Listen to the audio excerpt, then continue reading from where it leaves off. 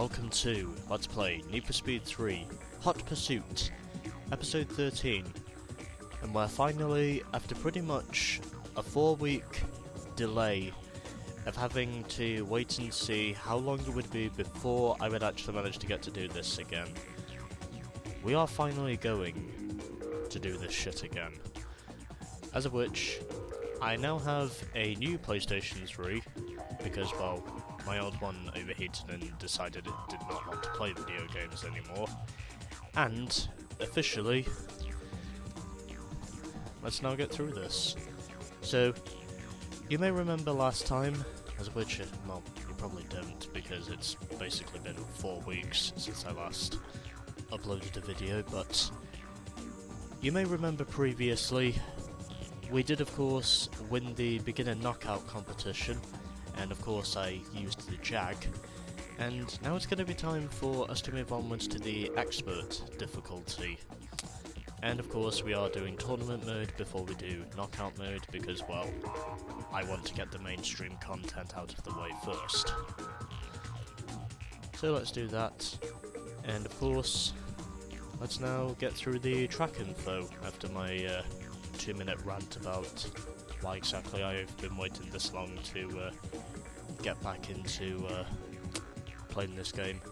And I have managed to get all caught up to where I was before it broke. Anyways, track info time. It may be a rural setting, but this first track is anything but laid back. Speed's the name of the game, so keep your eyes peeled for landmarks blurring by that could help with your timing on corners and jumps. This stretch defines the course, with wide sweeping roadways and slightly banked corners. Expect some good speed here. Concealed by the covered bridges is a jump that produces some big air. Make sure you're lined up and watch your speedometer. This section is narrow and winding, with limited visibility in some places. Pay special attention to the corners around the concrete overpasses in this area.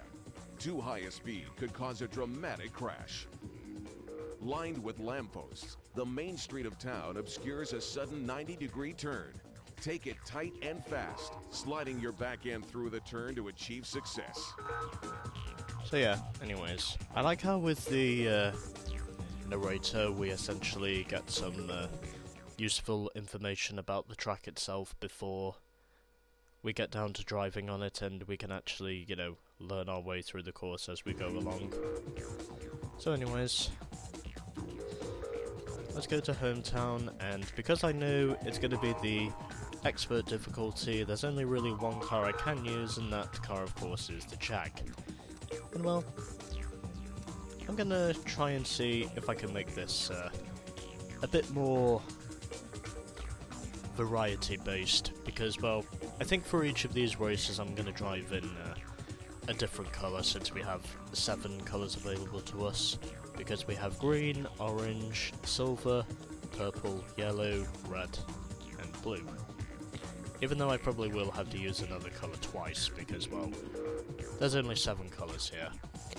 And, of course, I'm going to use the Jag because, well, I have a philosophy which tells me this is the only car which can actually physically win the expert tournament. And yes, that probably is my own opinion, but I'm pretty sure this is the only car I really can use if I actually want to win the tournament, judging by lessons which I learned from this the hard way.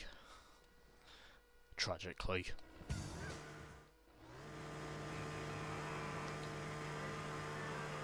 Three, two, one, go! And apparently, at the moment, I think my controller just keeps freezing. For some reason. As in, like, I'm basically trying to turn into a certain corner, and then basically whenever I do turn into that certain corner, the game just basically has a glitch and forces me just into the wall anyway. Even though I'm basically just trying my hardest to go about as hard on the steering wheel as I can be. And this I can tell at the moment is going anything but good. Because at the moment, I'm just caught up in a crash fest. And not even with the AI, but I mean just with myself. Because apparently that is what is going on at the moment. I don't know if it's because my controls just keep glitching out, or if it's just because I'm not turning hard enough. Well, it's either one of the two. I don't know for sure which one it is, but I'm pretty confident it's one of the two.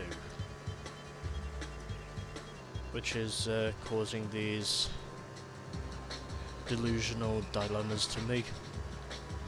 At least I think it's a delusion. Lap 2. At least I think it's a delusional dilemma.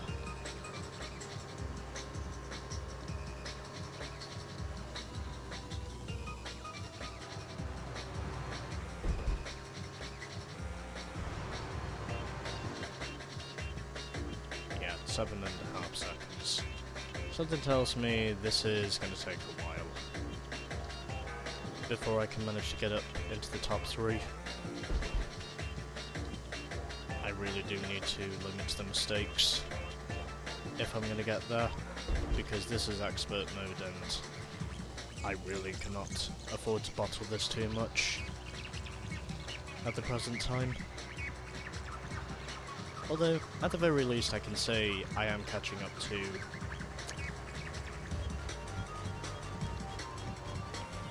fourth position. And even though I'm pretty sure I will not win this race, at the moment I think the only thing I can really do is just damage limitation.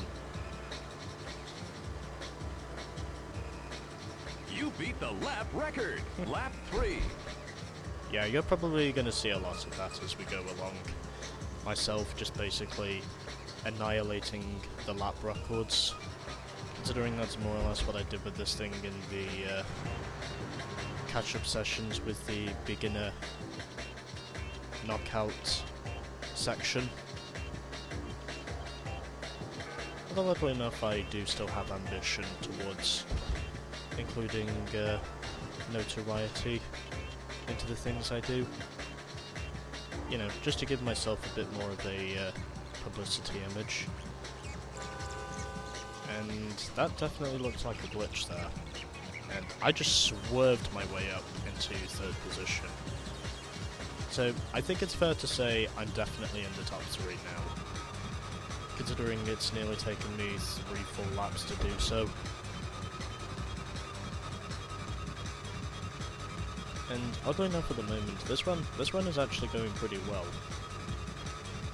compared to the previous runs I've had because of the game glitching out on me or something. It's the final lap. Anyways, final lap. And I think third up to this point, unless Bullet has a crash, then personally, I think third is probably going to be the best I can hope for, is what me thinks.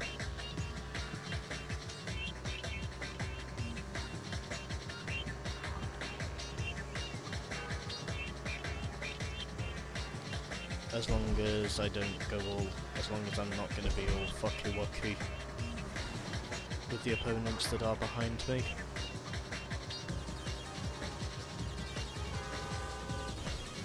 Oh, fuck off.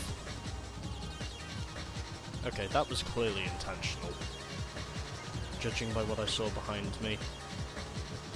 He was literally wanting to force me into that building. I could tell when that was intentional. Well, I think third position is probably going to be the best I can hope for. But again, as long as I can manage to survive the first couple of rounds and start winning eventually, then that's pretty much all I really care about. You placed third. I survived. Because that's pretty much all the early stages of the expert tournament are really about. Survival. Congratulations! You've got a top 10 time for this track. Yes, and I also beat the lap record by over 2 seconds. Congratulations! You've beat the lap record for this track. Yes, even though I didn't quite get the overall record for the 4-lap dash.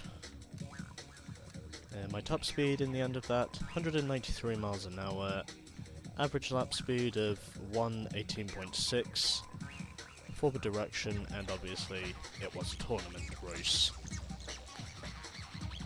And now, I'm going to record a replay, just because I need to get myself that clickbait.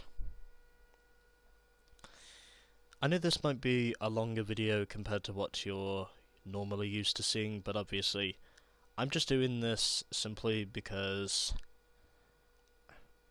I've got to have me that juicy clickbait.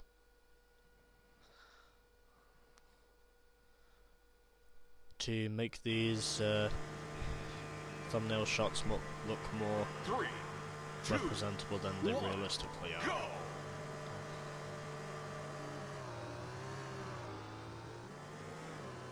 So yeah, I think I'll probably do a full lap of Hometown and see what shots of the Jag I can get.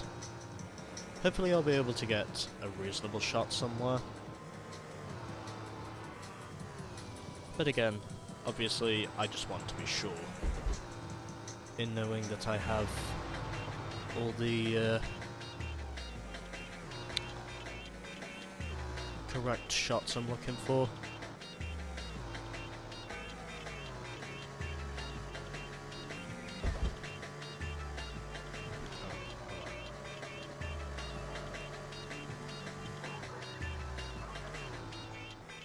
Yeah, I think I'll just stick with this camera angle to see if there is anything I can manage to get. I mean, don't really seem to get a lot of up-close shots of this thing, as which I'm just passing the water mill. But, again, up to this point,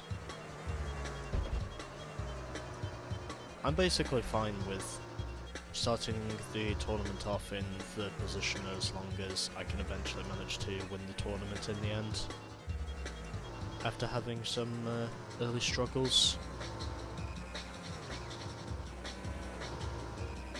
Lap 2. Okay. Hopefully I did manage to get some not terrible shots of the Jag.